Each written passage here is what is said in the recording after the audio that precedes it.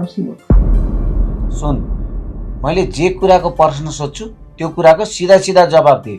यति झुट बोलिस् भने तँलाई मैले जिउँदै जलाइदिन्छु। किन मलाई यस्तो भन्नुभएको हजुर? मैले के गरेर? तैँले के गरिस् के गरिनस् पछि थाहा पाउँछस्। पहिला मेरो कुराको जवाब दे। के कुरा हजुर? सोध्नुहोस् न।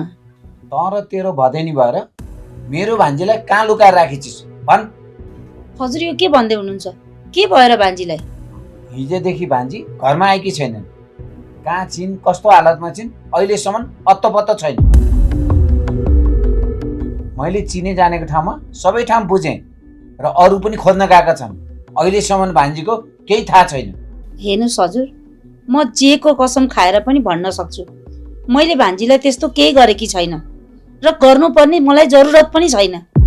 मैले हजुरलाई पहिला धेरैचोटि भनिसकेँ, भान्जीलाई गरेको व्यवहारको कारण म धेरै पस्ताएकी छु। त्यही भएर हजुर मेरो विश्वास गर्नु, मैले भान्जीलाई केही पनि गरेको छुइनँ। अझै तेरो विश्वास गर्ने? तँ विश्वास गर्ने खालको मान्छे पनि हुनु पर्यो नि, अनि पो विश्वास गरिन्छ।